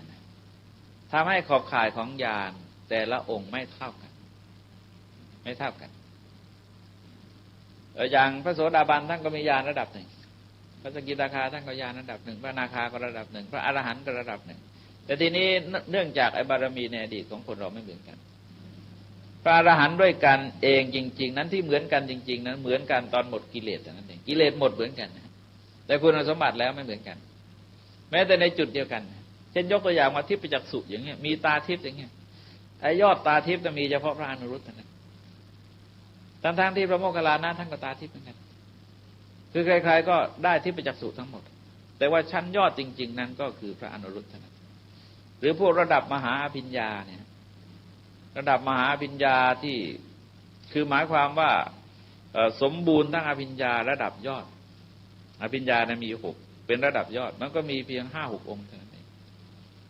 นี่คุณสมบัติพิเศษแต่ว่าส่วนกิเลสแล้วก็หมดเหมือนกันนะฮะเหมือนกันในจุดนี้จุดเดียวเท่านั้นเอง ส่วนจุดอื่นแล้วจะต้องมีเหลื่อมล้ำต่ำสูงกันคุณสมบัติไม่เท่ากันตอนนี้เมื่อเกิดญาณรู้ว่าเราหลุดพ้นนะเกิดญาณรู้ว่าเราหลุดพ้นแล้วต้องเกิดญาณนะทีนี้ท่านจะเห็นว่าหลักในศาสนานี้จะประยุติกันหมดเลยที่มาพูดในธรรมจักรท่านนึกออกนะฮะว่าเราพูดถึงญาณ3 ข้อว่ารู้อริยสัจ 4แม้ในลักษณะอย่างนี้ก็เหมือนกันพอเป็นความรู้จริงก็รู้ในอริยสัจ 4นั่นแหละมันก็เพิ่มจากที่รู้แล้วก็1รู้ความจริงของอริยสัจเรียกว่าสัจจญาณรู้กิจที่ควรทำในอริยสัจแต่ละข้อเรียกว่ากิจญาณแล้วรู้ว่าได้ทำแล้วต้องรู้ว่าได้ทำแล้วด้วยไม่ใช่รู้เพียง2 ขั้นในจะบรรลุต้องรู้ว่าได้ทำแล้วเพราะงั้นตรงนี้ก็เหมือนกันนะฮะเกิดญาณผุดขึ้นเมื่อเบื่อหน่ายย่อมคลายกำหนัดเพราะคลายกำหนัดจิตจึงพ้นเพราะจิตพ้นต้องรู้ว่าเราหลุดพ้นแล้วดังนี้นี่ถือว่าเป็นความรู้ที่จริงพอหลุดพ้นแล้วมันก็ถึงการวินิจฉัยได้ตัดสินได้ว่าได้ขีณาชาติชาติสิ้นแล้วนี่เป็นประเด็นที่ต้องนึกไว้นะฮะว่าเหมือนตรงกับที่พระญาณซึ่งเกิดขึ้นแก่พระพุทธเจ้าเหมือนกันเลยฮะลงตัวกันเลยของพระพุทธเจ้าว่าก็แลญาณได้บังเกิดขึ้นแล้วแก่เราว่าชาตินี้เป็นชาติสุดท้ายพบใหม่ไม่ได้มีอีกต่อไปนี่คือประเด็นหลักอย่าลืมเรื่องประเด็นหลักเอาไว้แล้วก็พอเกิดแก่พระอรหันต์อีก5 รูปเนี่ยก็เกิดว่าชาติสิ้นแล้วคือหมายความว่าการบังเกิดในกำเนิดในภพต่างๆนั้นยุติแล้วคือไม่มีการเวียนว่ายตายเกิดในสังสารวัฏอีกต่อไปเมื่อคืนวานเนี่ยเขาส่งเทปมาให้ฟังอาจารย์องค์หนึ่งก็อธิบายเรื่องอะไรเรื่องนิพพานนะฮะบ่อยพบพระอรหันต์ทั้งหลายนี่มีรูปโปร่งแสงมีวัตถุเป็นวัตถุที่โปร่งแสงตัวใสเหมือนแก้วแล้วก็ท่านก็อ้างบาลีมาก็ฟังออกนะว่ารู้ว่าอ้างมาจากพระสูตรไหนรู้ว่าพระสูตรไหนที่ฟังเนี่ยรู้ฮะแต่ในพระสูตรท่านไม่ได้ว่าอย่างนั้นนะก็นึกคำขำดีเหมือนกันว่าก็ท่านก็ดำน้ำได้เรียบร้อยดีเนี่ยก็ไปได้ดีเพราะว่าไปจ้อยพระสูตรทุกพระสูตรที่ท่านอ้างมาทั้งหมดแต่มาบอกได้ทั้งหมดเลยว่าพระสูตรไหนแต่พระสูตรนั้นไม่ได้ว่าอย่างนั้นไม่ได้ว่าอย่างนั้นนะคือเราจะเห็นว่าประเด็นนี้ที่จริงไม่ใช่เป็นเรื่องที่น่าห่วงอะไรถ้าเรายังไม่ทิ้งอริยมรรคนะฮะเพราะว่าเวลาเราปฏิบัติไปแล้วเราก็จะสัมผัสได้โดยตัวเองว่าไอ้นิพพานที่แท้จริงมันคืออะไรตรงนี้เราจึงไม่ถือว่าเป็นเรื่องเสียหายนะฮะไปเถอะเพราะว่าท่านอย่าอย่าละทิ้งไอ้กฎของอริยมรรคกันแล้วกันเนี่ยเวลาท่านสอนท่านไม่ทิ้งแต่ว่าท่านอ้างเนี่ยมันขำนั่นเองมันอ้างเนี่ยมันขำว่าพระไตรปิฎกก็บอกไว้จะบอกว่าพระพุทธเจ้าเองก็ไปเห็นพระพุทธเจ้าในอดีตไอ้คำว่าเห็นนั้นมันไม่ใช่เห็นด้วยตาอย่างนั้นพระพุทธเจ้าบอกเรามีญาณอย่างรู้นะฮะมีญาณอย่างรู้ด้วยบุพเพนิวาสานติญาณนะฮะที่ทรงแสดงประวัติของพระพุทธเจ้าทั้งหลายนั้นแสดงด้วยพระญาณไม่ใช่ว่าพระพุทธเจ้าทั้งหลายในอดีตมาเล่าให้ฟังก็พระสูตรบอกตรงๆนี่ไม่ได้เห็นมีถ้อยคำอะไรที่บอกว่าพระพุทธเจ้าในอดีตมาเยี่ยมพระพุทธเจ้าไม่ได้ว่าอย่างนั้นนะฮะไม่มีหรอกพูดเรื่อยเจื่อยไปแต่ว่าก็แปลกดีนะฮะคือท่านว่ามาได้ตลอดเลยมาฟังอยู่ถึงตี 2นะคือนั่นนะก็สนุกดีนี่ก็แต่มาเองไม่ตำหนิท่านนะเพราะว่ายังไงนี่ไม่ใช่เป็นเรื่องเสียหายหรอกเพราะว่าคนบางคนมันมีภวตัณหาคืออยากนิพพานฮะแต่อยากเกิดอยากได้นิพพานด้วยแต่อยากเกิดด้วย คืออยากจะอยู่เป็นสุขเตเอกันตะบรมสุขเพราะงั้นแนวของสุขาวดีอยู่ในสวรรค์ชั้นสุขาวดีเนี่ยสุขาวดีวยุวสูตรนี่เขาแสดงเอาไว้ในมหายานโอ้ยพิสดารมากแล้วก็นิพพานเมืองแก้วอะไรเนี่ยคนจึงชอบเพราะงั้นไปเถอะไม่เป็นไรหรอกช่างมันแหละไปถึงวันหลังก็จะรู้เองนะเมื่อปฏิบัติไปแล้วจะรู้เองเพราะลักษณะของนิพพานเนี่ยไม่ใช่ลักษณะจะนำอธิบายมันเรื่องปัจจตังเวทิตโบวินยูหิตวินยูชนจะรู้เฉพาะตนเท่านั้นเองประเด็นเพียงเท่านี้อย่าไปถือให้มันเกิดความแตกแยกไม่ถึงกับเสียหายนะฮะไม่ถึงกับเสียหายแต่ว่าท่านเองท่านก็ผิดแหละเพราะมันไม่ตรงกับพระไตรปิฎก ขีณาชาติชาติสิ้นแล้วคือหมายความว่าการจะบังเกิดในสังสารวัฏเนี่ยไม่มีซึ่งเวลาจะพูดในประเด็นนี้พระเจ้าจะพูดในรูปอุปมาเพราะว่าภาษานิพพานเนี่ยไม่ใช่ภาษาพูดคือภาษาจะเอามาพูดกันไม่ได้ก็จะทรงอุปมาพูดในอุปมาเช่นว่าเอาไฟมาจุดขึ้นนะพอเชื้อมันหมดเวลาไฟมีเชื้ออยู่มันก็ลุกไหม้อยู่เรื่อยๆพอหมดเชื้อเนี่ยฮะจะถามว่าไฟมันหายไปไหนถามว่าไฟหายไปไหมบอกหายไปหายไปไหนไม่รู้หายไปเปล่าหายแต่ถ้าบอกที่ไฟไม่รู้มันหมดเชื้อมันไม่ต้องพูดกันแหละมันหมดเชื้อไปแล้วมันเป็นการดับแบบไม่มีเชื้อคือเราจะพูดว่าไฟไม่ดับเลยก็ไม่ได้มันดับนะฮะแต่ว่าถามว่าไปดับแล้วไปอยู่ที่ไหนไม่รู้ไม่ต้องพูดกัน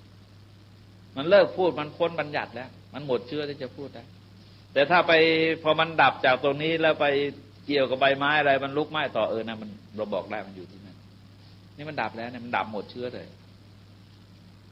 ขีณาชาติชาติสิ้นแล้วจึงหมายถึงว่าไม่บังเกิดในสังสารวัฏนะฮะเราจะเห็นว่ายุติกันทั้งสองพระสูตรเลยที่เป็นพระพุทธดำรัสเนี่ยแล้ววุสิตังพรหมจริยังพรหมจรรย์คือการจะต้องประพฤติปฏิบัติในลักษณะเพื่อละนะเพื่อละเพื่อบำเพ็ญอย่าลืมว่าเอาก็จริงๆมันก็ปหานะภาวนาละกับบำเพ็ญเท่านั้นเองธรรมะในศาสนาเนี่ยละชั่วประพฤติดีพูดไปพูดมาไอ้กิจในลักษณะนี้หมดแล้วแต่อย่าลืมว่าคำว่าพรหมจรรย์พรหมจรรย์จะมีลักษณะของการปฏิบัติเพื่อละเพื่อบำเพ็ญคือเรียกว่าเพื่อละความชั่วประพฤติความดีทั้งหมดที่แน่ขอบข่ายของการปฏิบัติที่เรียกว่าพรหมจรรย์พรหมจรรย์แปลว่าประพฤติประเสริฐประพฤติเหมือนพรหมนะประพฤติความดีความงามทั้งหลายเนี่ยเรียกว่าพรหมจรรย์นะพรหมจรรย์นี่เปิดโอกาสกว้างสำหรับทุกคนนะถ้าเป็นภาษาธรรมะแล้วกว้างทุกคนเลยไม่มีใครที่ถูกปิดกั้นไม่ให้ประพฤติพรหมจรรย์แต่ถ้าภาษาวินัยแล้วก็แน่นอนนะฮะมันจะต้องเป็นอย่างนั้นอย่างนี้ถ้าภาษาธรรมะแล้วไม่ภาษาธรรมะนี่อะไรนะฮะสทารสันโดษง่ายที่สุดนะฮะสทารสันโดษคือสามียินดีเฉพาะในภรรยาตนนะภรรยายินดีเฉพาะสามีตนนั้นเป็นพรหมจรรย์ตายขึ้นไปจากนั้นเลยแล้วก็ไอ้ศีล8ข้อเดียวเมตุนวิรัตข้อที่3เนี่ยก็เป็นพรหมจรรย์นะศีล5เองก็เป็นพรหมจรรย์นะพรหมิหาร4นี่ก็เป็นพรหมจรรย์นะองค์อุโบสถศีลก็เป็นพรหมจรรย์นะซึ่งท่านทั้งหลายจะเห็นว่าคำสัตย์เป็นพรหมจรรย์เปิดกว้างแล้วกันแต่ว่าอย่าลืมว่าพวกนี้คือการละการบำเพ็ญการละความชั่วประพฤติความดีก็สรุปว่าปหานะภาวนาที่เราพูดแต่ว่าพระอรหันต์นั้นจะไม่มีคำว่าพรหมจรรย์ไม่มีคำว่าพรหมจรรย์คือการละการบำเพ็ญนะฮะแต่การพรหมจรรย์ในรูปของวินัยนั้นต้องประพฤตินะประพฤติระเบียบกฎเกณฑ์เงื่อนไขทางวินัยเป็นยังไงท่านต้องประพฤติแต่คำว่าพรหมจรรย์ในความหมายนี้หมายถึงว่าละกิเลสมันกิเลสที่ต้องละมันหมดแล้วธรรมะที่จะต้องปฏิบัติก็สมบูรณ์แล้วเพราะงั้นพรหมจรรย์เราได้อยู่จบแล้วเป็นภาษาทางธรรมะไม่ใช่ทางวินัยไม่ใช่ว่าพระอรหันต์ละเมิดวินัยได้ไม่ใช่อย่างนั้นคือมันหมดที่จะต้องสำรวมต้องระวังอะไรแล้วท่านเป็นไปโดยอัตโนมัติหมดเลยเงื่อนไขของวินัยนะทีนี้ในการปฏิบัติของท่านการทำงานของท่านเที่ยวจาริกไปสั่งสอนอบรมแนะนำประชาชนอย่าง60รูปแรกนะเรียกว่ายุคบุกเบิก60รูปที่จริงก็90รูปนะเพิ่มท่านพระตวคีเข้าไปอีก30รูปหายจอมไปเลยคือแสดงว่าท่านไปกันสุดกูเลยจะตะลุยสอนไปคนละทิศเนี่ยมันพุ่งไปคนละทิศเนี่ยแยกคนทีเดียว60คนออกไปคนละทิศมันจะมาเดินง่ายไม่ได้ล่ะคือก็แสดงว่าก็ลีกันไปคนละทิศเลยแล้วชื่อที่ได้ยินทีหลังจะมีเพียง3องค์แต่นั้นเองที่เอามาพบนะฮะหรืออาจจะมีแต่ยังไม่พบแต่พบผลงานเนี่ยพบอยู่เพียง3องค์นะคือแสดงว่าท่านไปหายจนว่าพระ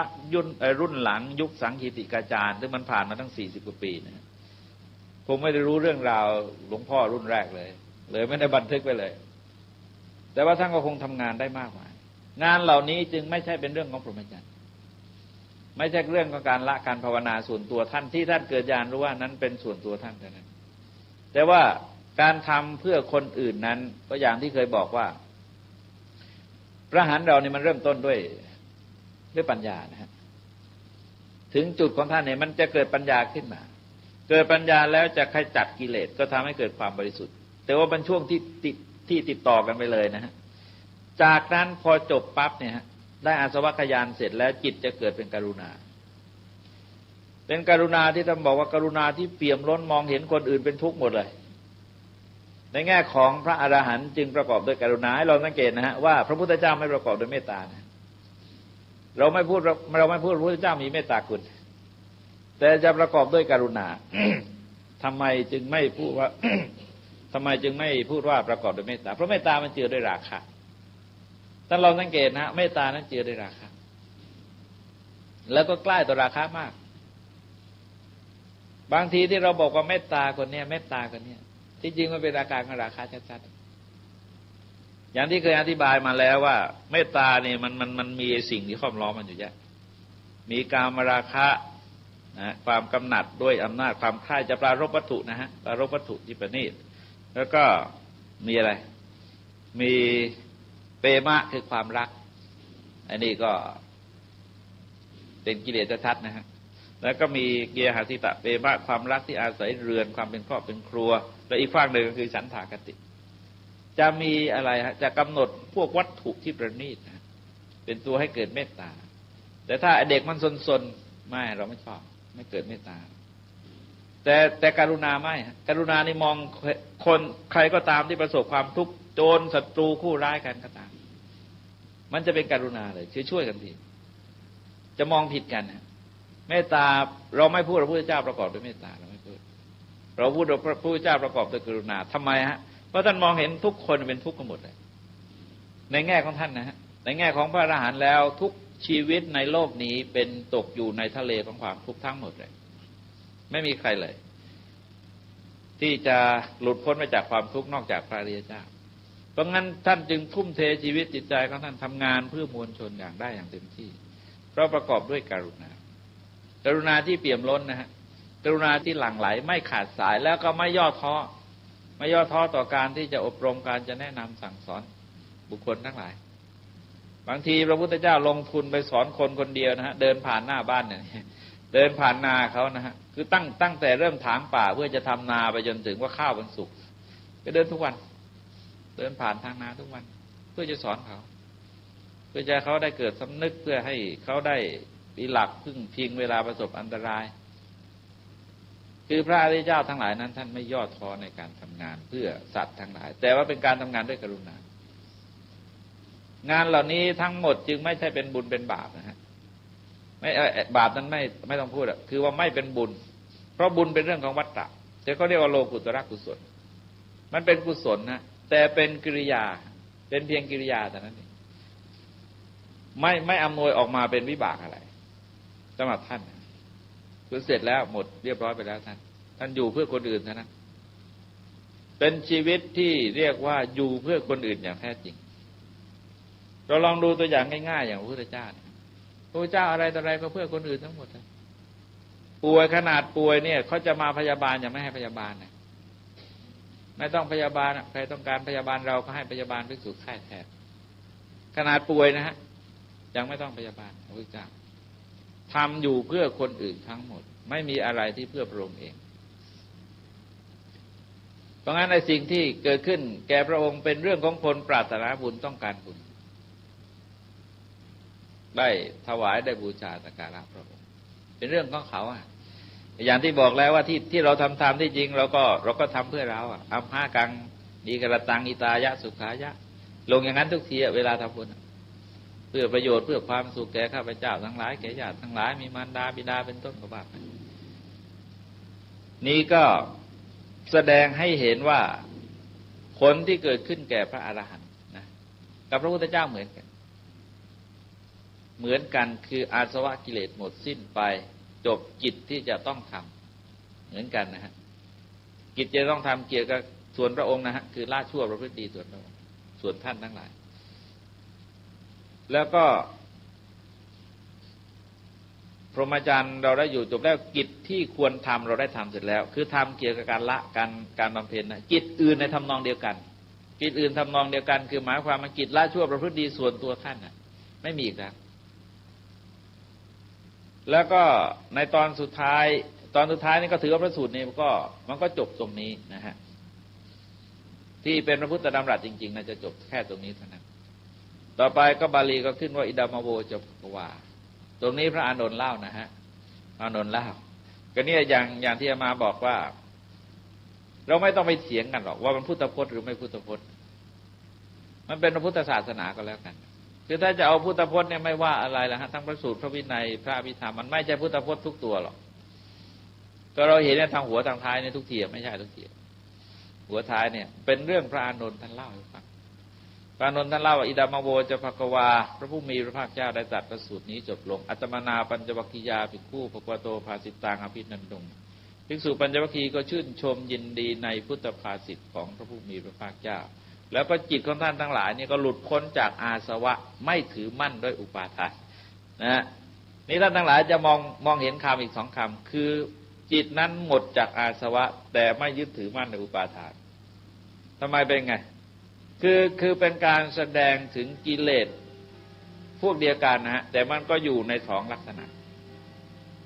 อาสวะนั้นคือเชื้อกิเลสเลยตัวรากมันเลยครับที่หมักหมมเก็บสะสมอยู่ภายในจิตใจของเราที่ทำให้มันแสดงพฤติกรรมออกมาต่อจิตนะไขว่คว้าปรารถนาด้วยอำนาจตัณหามานะอย่างที่ว่าแล้วเนี่ยแล้วก็ออกมาทางกายกระทำทุจริตทางกายบ้างพูดทุจริตทางวาจาบ้างมันก็เกิดมาจากกิเลสที่มีอยู่ภายในซึ่งในที่นี้ใช้คำว่าอาสวะคือหมักหมมอยู่มันก็มีอะไรฮะกิเลสที่หมักหมมประเภทสิ่งที่เราใคร่เอาไว้นะความใคร่เรียกกามาสวะคือกิเลสประเภทที่ก่อให้เกิดความใคร่ความกระสันอยากในอารมณ์ต่างๆนะครับซึ่งท่านลองสังเกตนะว่าถ้าเราไม่มีกิเลสประเภทนี้เราจะไม่มีตัณหาในสิ่งเหล่านี้ไม่มีความอยากในสิ่งเหล่านี้แล้วก็เมื่อไม่อยากมันก็ไม่ยึดอ่ะมันเป็นอาการที่เกิดสืบเนื่องกันไปแล้วให้ลองสังเกตว่าเพราะเรามีเชื้อของอาสวะนี้อยู่นานมาแล้วมาเคยอุปมาให้ฟังว่าไอ้เชื้อของอาสวะเนี่ยเชื้อภายในจิตเราเนี่ยมันถือเป็นตัวสำคัญที่สุดถ้าเราไม่มีเชื้อมันไม่มีปัญหาอะไรที่อุปมาอารมณ์เหมือนกับแมลงวันหยอดไข่ให้ฟังนะฮะว่าแมลงวันหยอดไข่เนี่ยมันไม่แน่ว่าจะเป็นหนอนนะคือบางทีนี่ถ้าแกหยอดลงบนสิ่งที่มีเชื้อหนอนมันก็เป็นนะฮะปลาเนื้อมันก็เป็นหยอดลงบนหินหยอดเท่าไรก็ได้ไม่มีปัญหาอะไรฮะเพราะหินไม่มีเชื้อหนอนใจคนเราก็เหมือนกันอารมณ์มันก็เรื่องอารมณ์ธรรมดาไม่มีอะไรแต่ว่าใจเรามีเชื้ออยู่หรือเปล่าถ้าเรามีเชื้อกิเลสอยู่มันก็พร้อมที่จะบวกกับอาสวะที่มีอยู่ภายในไอ้รูปภายในนี่ฮะใจก็จะเกิดเป็นกำหนดว่าสวยว่าไม่สวยอะไรแต่ไรมันก็พร้อมที่จะเข้ามาบวกกับภายในแล้วก็ก่อให้เกิดเป็นการหมักผมทับถมอยู่มากมายกายกองซึ่งท่านลองสังเกตว่าภายในใจเรานะฮะถ้าเราไม่มีการปฏิบัติละปล่อยวางกันบ้างแล้วนี่มันแย่นะสะสมนี่แย่เลยอาสวะเป็นชื่อของเครื่องดองนะฮะว่าตามความจริงเช่นปุปผาสวะน้ำดองดอกไม้พลาสวะน้ำดองผลไม้เครื่องดองท่านอุปมาว่าไอ้เครื่องดองเนี่ยมันหมักหมมสะสมแล้วก็มีกลิ่นมีอะไรมีกรดมีอะไรเยอะแยะก็กิเลสประเภทนี้ก็คือโลภโกรธหลงนั่นเองนะฮะอย่าลืมมันคือโลภโกรธหลงนั่นเองแต่เขาเรียกอาการหมักหมมของเขาอาการหมักหมมของเขาว่าเป็นอาสวะคือมันทับถมไว้เป็นกับเป็นกันนะมันทับถมเยอะแต่โดยเฉพาะในชีวิตปัจจุบันของเราจะพบว่าคนที่อยู่ในท้องถิ่นชนบทที่ห่างไกลอาสวะในเรื่องต่างๆจะน้อยไม่ไปอยากได้วิดีโอไม่ไปอยากไปช้อปปิ้งฮ่องกงอะไรเกาหลีอยากมีอาสวะแบบนั้นนะฮะเพราะมันไม่ได้เก็บไว้มันไม่ได้สะสมเชื้อเหล่านี้เอาไว้บางทีก็พูดเรื่องฮ่องกงเกาหลีก็ยังไม่รู้อยู่ที่ไหนเพราะงั้นเราจะเห็นว่าวันเวลาที่ผ่านมาเนี่ยทำให้เราเพิ่มอาสวะแต่ละสายขึ้นมาใหญ่ๆแล้วต่อไปก็คือภวาสวะความอยากเป็นต่างๆอยากเป็นต่างๆอยากเป็นนั้นเป็นนี้อะไรแต่ไรนี่ก็เหมือนกันนะฮะเราจะเห็นว่าอาสวะในส่วนนี้ของคนเราก็นอกจากไอ้เชื้อเดิมแล้วมันก็มาบวกขึ้นมาใหม่อีกเยอะแยะบ บวกขึ้นมากมายก่ายกองแต่ตัวภาวะสวะของคนเราก็ไม่เหมือนกันนักธุรกิจก็ภาวะสวะอีกแบบหนึ่งนักการเมืองก็ภาวะสวะอีกแบบหนึ่งนะแต่ว่ามันก็ปนๆกันอยู่อย่างเงี้ยแล้วก็มาสรุปที่อวิชชาสวะมันก็หมดแล้วมันก็หมดแค่อวิชชาแล้วสรุปที่อวิชชาสวะอาสวะคืออวิชชาคือความไม่รู้จริงที่หมักหมมอยู่ทั้งหมดเลยเนี่ยมันพ้นพอพ้นเราก็ไม่มีการยึดถือโดยอุปาทานให้ลองสังเกตอุปาทานมันก็ยึดถือด้วยอะไรยึดถือด้วยอำนาจความคล้ายไอ้กิเลสเป็นเหตุให้คล้ายมันหมดแล้วมันจะยึดได้ไงมันก็ไม่ยึดนะอุปาทานนั้นมีสี่แต่ว่าอาสวะมีสามไม่ต้องสามกับสี่หรอกอกุศลมันก็มีสามเท่านั้นเองแต่มันก็คลุมอะไรได้ทั้งหมดก็มีกามุปาทานถือมั่นกามนะฮะทิฏฐุปาทานถือมั่นโดยอำนาจทิฏฐิศีลพัตตุปาทานถือมั่นโดยศีลโดยวัดโดยข้อปฏิบัติอย่างที่ว่าเนี่ยแล้วก็อัตวาทุปาทานถือวาทะว่าเราเป็นอย่างนั้นเราเป็นอย่างนี้ถือวาทะตนถูกต้องอะไรเนี่ยซึ่งเราจะเห็นว่าลักษณะของอุปาทานนั้นคือถือด้วยอำนาจของตัณหากับมานะตัณหามานะทิฏฐิตัณหามานะทิฏฐิอย่างที่พูดมาแล้วเพราะงั้นเมื่อเราละอาสวะซึ่งเป็นเหตุให้เกิดอุปาทานได้บางตัวอุปาทานก็ชื่อว่าละก็คล้ายๆกับอะไรนะฮะคล้ายๆกับเราละกิเลสเป็นเหตุเกิดความทุกข์ที่เราพูดมาในธรรมจักรได้ไอ้ความทุกข์มันก็หมดไปเองหรือว่าเราถอนรากของต้นไม้ได้ไอ้กิ่งใบต่างๆของต้นไม้มันก็พังไปเองอย่างนั้นนะดังนั้นในชีวิตหลังจากนั้นของพระอริยเจ้าจึงไม่มีอุปาทานไม่มีความยึดความถือในเรื่องอะไรทั้งหมดเลยคือจะมองเห็นดีกับไม่ดีนี่ในสายตาของชาวโลกนี่ของท่านมันก็สักแต่ว่ากิริยาเท่านั้นเองสักแต่ว่ากิริยาเท่านั้นซึ่งข้อนี้คนขนาดพระเทวทัตนะซึ่งนี่ก็เป็นธุระบุรุษแห่งยุคพุทธกาลนะครับแต่ท่านรับรองพระพุทธเจ้าเลยบอกพระพุทธเจ้านี่มีพระทัยเสมอหมดกับคนทั้งหลายกับนายช้างธนบาลที่ไล่แทงพระพุทธเจ้านายขมังธนูที่ไปซุ่มยิงพระพุทธเจ้าโจรองคุลิมานที่ไล่ฆ่าพระพุทธเจ้าเทวทัตที่จองล้างจองผลาญพระพุทธเจ้ามาเยอะแยะกับพระราหุลพระพุทธเจ้ามีพระทัยเสมอกันเพราะอะไรเพราะว่าไม่มีตัณหาอุปาทานละอาสวะกิเลสได้อันนี้ก็เป็นพระสูตรที่สอง